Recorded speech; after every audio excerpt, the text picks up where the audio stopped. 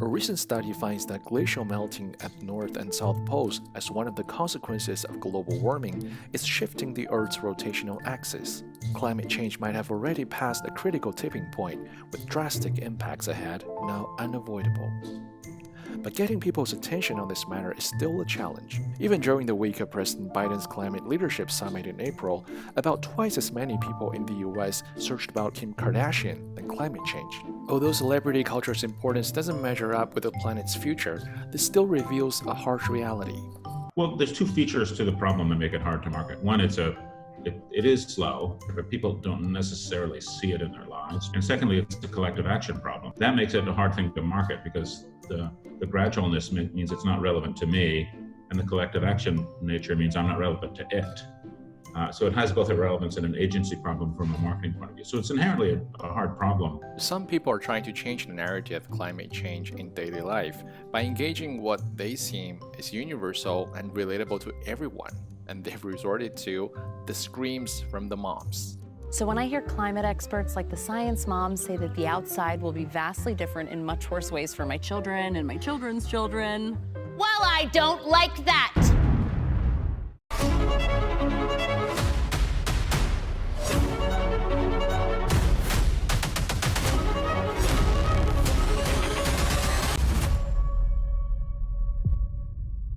The name Science Moms is somewhat self-explanatory. In an interview with the Washington Post, one of its founders, Texas Tech University's atmospheric scientist Katherine Hayholt, described her encounter in Alaska with a woman who was extremely concerned and worried about the world that her child would live in. And Hayholt discovered that it was easier to engage with her and address her concern from the perspective of a fellow mom rather than a climate scientist. The most important thing to do is, instead of starting up with your head, with all the data and facts in our head, to start from the heart. To start by talking about why it matters to us. To begin with genuinely shared values. Are we both parents? Do we live in the same community? Do we enjoy the same outdoor activities? I truly believe, after thousands of conversations that I've had over the past decade and more, that just about every single person in the world already has the values they need to care about a changing climate. They just haven't connected the dots.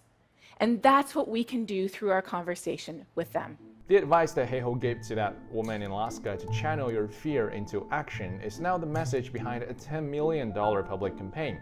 Along with some other climate scientists who are also mothers, Hayholt teamed up with a non-profit marketing firm and launched Science Moms to encourage mothers to take on climate change for their children's future. While there are numerous campaigns calling for actions, highlighting scientific research and dramatic conclusions, the Science Moms approach is different. Our role in this is really to tell simple human stories in a way that relate to people. We've taken kind of a three-part approach to this. One, we use really, really simple, universal, plain, and powerful language. And so we don't say emissions or decarbonization or anthropogenic. We talk about a pollution blanket that's overheating the earth, and what do we need to do? We need to move to clean energy. So we really try and simplify the issue. Secondly, we try and make it relevant to the individual. And in the case of a mom, that's really about the life of her son or daughter. And then the third one is to make it come from people like me. And so having a messenger who you know and can relate to and you can trust, and that's the role of the Science Moms. They're both scientists and moms. That is a very interesting sweet spot. More Americans are now realizing the climate threat, as tracked by Yale's program on climate change communication. At the end of 2020, 26% of the population were alarmed by the climate threat and strongly support urgent policies, up 9 percentage points from 2015. While 29% qualified as concerned, people who believe global warming is happening but think there is still plenty of time before it impacts life. Over the past 5 years, we've seen climate change fundamentally change in the United States. People are much more engaged, much more worried about, much more supportive of action over those 5 years. And that reflects a deeper shift in our underlying political, social, and cultural climate of climate change.